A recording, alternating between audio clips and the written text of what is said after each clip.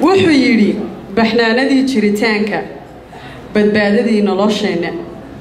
biyo soo naftu ma aha la'aanteedu bas maaha yaraanteeduna ba maaha badnaanteeduna shil maaha baadi socda aqoontu iyaba soo biyo maaha biinaya haraadka ama baahitiraya bulsho aadmi danteena ba ta jah ha iyaba soo biyo maaha waa biyooye iyo tuducyo ka mid ah maanse uu curiyey abwaan Saciid Saalax waxaan taas dhextaal uga dhigay inagoo u gudbayna qaybtii hadalka waliba hadal aad iyo aad u qiimo leh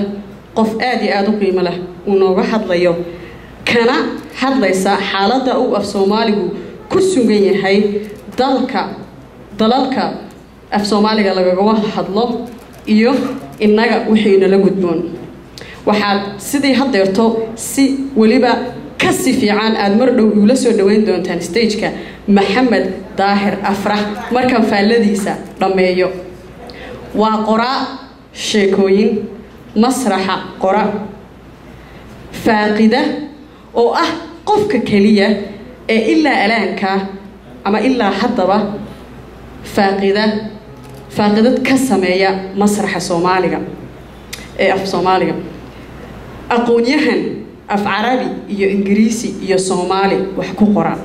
buugagiisa Maxamed Daahir Afrax waxa kamid ah guur ku sheeg maanafaay قلتي معروف ندى الحرية أو في عربي كقران شكوين قابن أو فربضن أيولي هاي بوجي سهدي أنقصي سعده وحكم مد أنا شخصي أهان وحكى أخري أو أن كبرناي مركان عطب كمسرحة بريني كلاس كينا أما مرتدينا أفك سوجانتا سومالية دون آخرناي أو فن مسرحيات كصوماليات راعة تاريخ ده إيو فاقدة رواياتها عن بحي وحو لفقر كسمية بوجو سجنا كم جعاوي دل دواية إيو دوني ضمير بشيء حالة الصومالية إسقو محمد طاهر أفرح لفقر يا إيمان تكون سجن تحي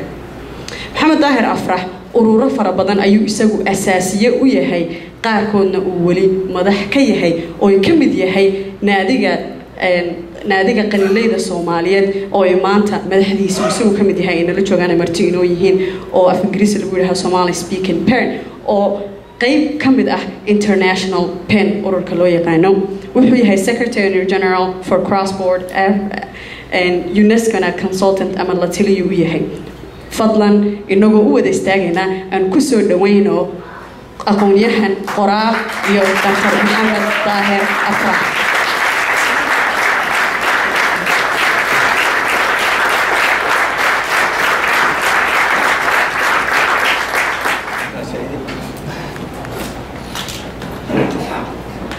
بسم الله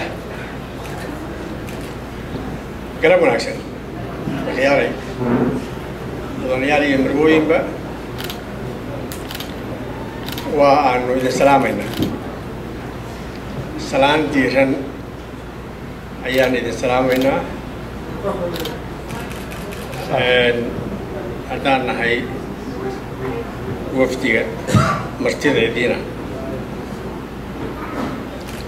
سلام ديرن أو أن إذا كجسدنا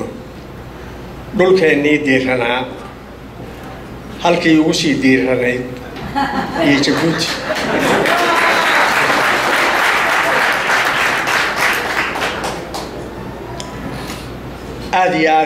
أياد نو ديرسين إذنكنا ديرماتكي أنو كسو حنباري جبوتي أو آدو ديرن متكسي ديرن أياد نو ديرسين هالكن aad ayaadna ugu mahadsantihiin soo dhaweynta ilaa xadkan sidaa u diiran iyo waxa lagu farxo oo halkan aanu dhageysanaynay intii aanu fadhinay oo ay nagu soo dhacayso idinku bal iska aamuso oo dadkaanu dhageysta waxa Ilaahay ku shubay murti iyo aftahamo aad iyo aad bay noo diirisay aad bay noo farax gelisay aad baan idinkaga mahad celinaynaa intaas oo dhan soo dhaweynta suurtagelinta munaasabadan fursadan na kulmisay suurtagelinta inaynu kulanno oo aan ku diirsanno in aanu la kulanno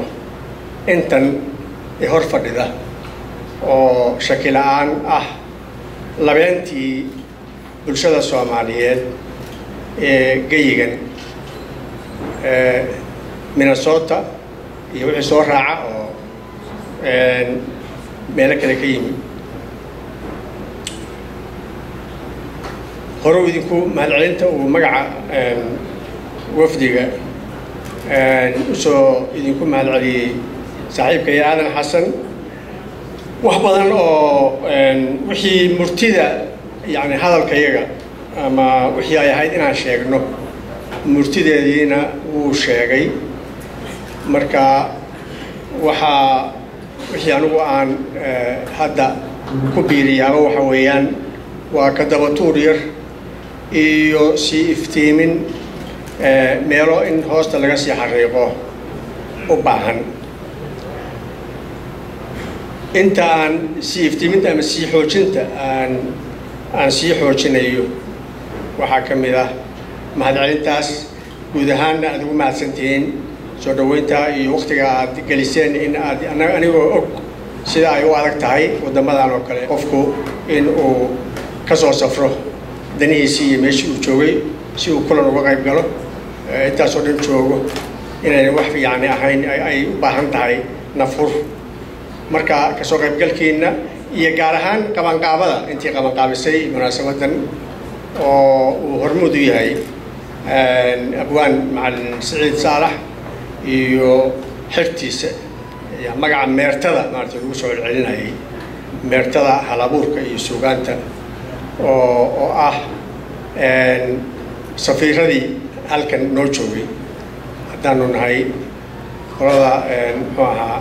qolada magaceeda ku soo halka ku marayno oo ah baxda qalinleyda iyo halabuurka Soomaaliyeed oo uu matalo naadiga pen haddaan nahay waxa weeye waanu ka filaynay waa muxuu ahaa wakiiladayadii iyo magaranaysaa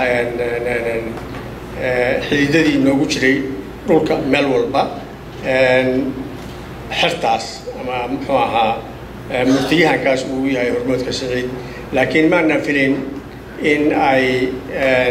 munaasabad heerkan gaarsiisan ay muxuu ahaa nala ku soo dhaweyn doono marka waxa aan jeclahay in aan si iftiimiyo ugu weyn waxa weeye dhowr su'aalood jawaabtood maxaan nahay anagu qolayadan socotada ah maxaan u kalifay in aanu soo safarno safarka sidaa intaasoo badahaasoo dhan yani maxaa looga soo tallaabay maxaan ku dooranay in aanu ka bilowno Minnesota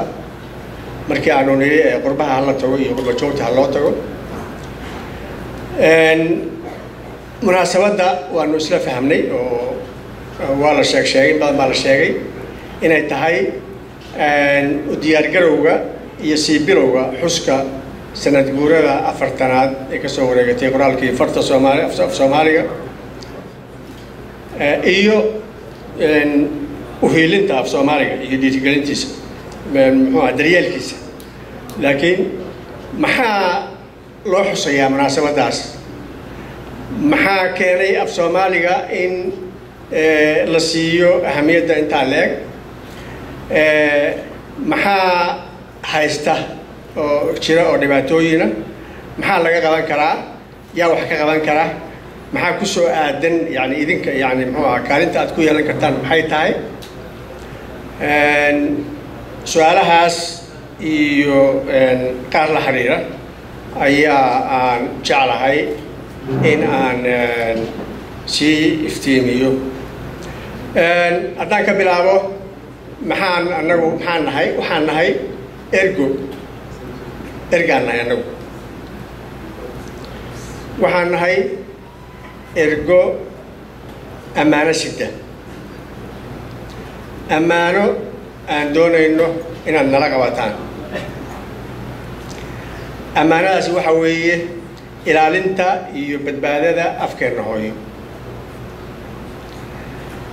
haddaan isticmaalo ereygii aadan sidii haddaa sheegahayay habeen dhawood ku lahaa qaarkiina aan kulannay waxaanu nahay ergo hiildoon ah hiilka waxaanu u doonaynaa wax naga dhexeeya waxaasi waa wax qaali ah waa afkeenna hooyo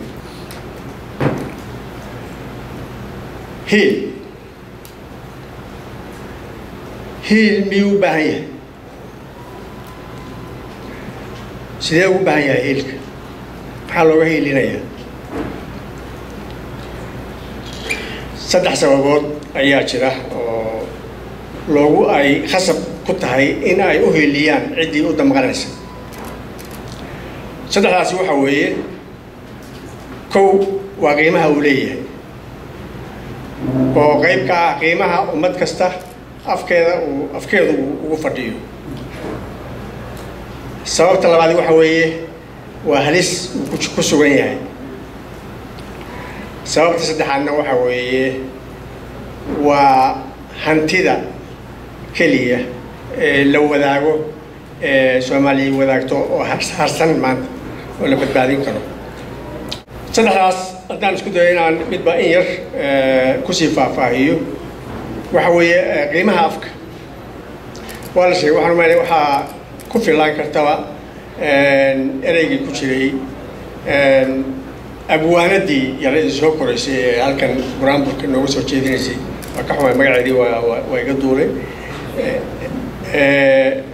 astaanta yani ku tilmaantay af Soomaaligu waa astaanteenna sare waa aqoonsiga nala ku garto way soo koobtay way muftidu halkaas ku koobanta waxa weeye waana ummad walba taas waxyaalaha aan dheeraadeen way jiraan ummadaha kale xaaladda ay Soomaalidu maanta ku sugan tahay darteed astaanta ummad lagu garto weeyaan afku waxa weeye waa diiwaan waa dun waa dariiq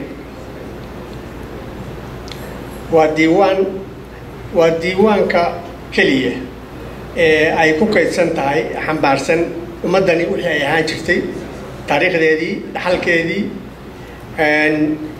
sidii ay u fakeri jirtay yani diiwaanka uu ku kaydsan yahay oo keliya ee loogu tagayo weeyaan afku iyo muftidiisu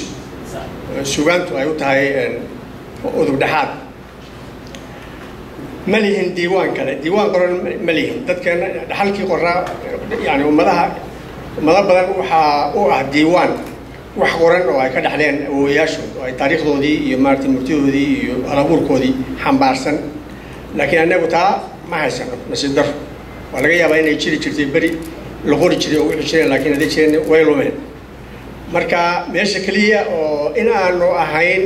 ummad jirtay oo micno lahay jiritaan qiimo yani sharaf leh kusoo jiri jirtay inaana meesha keliya oo markhaatigeeda laga raadin karo waxa weeye waa afka iyo halabuurkiisa weeyaan haddii la waayo intaa ay meesha ka baxdo waxaan nahay wax jira ma noqonayo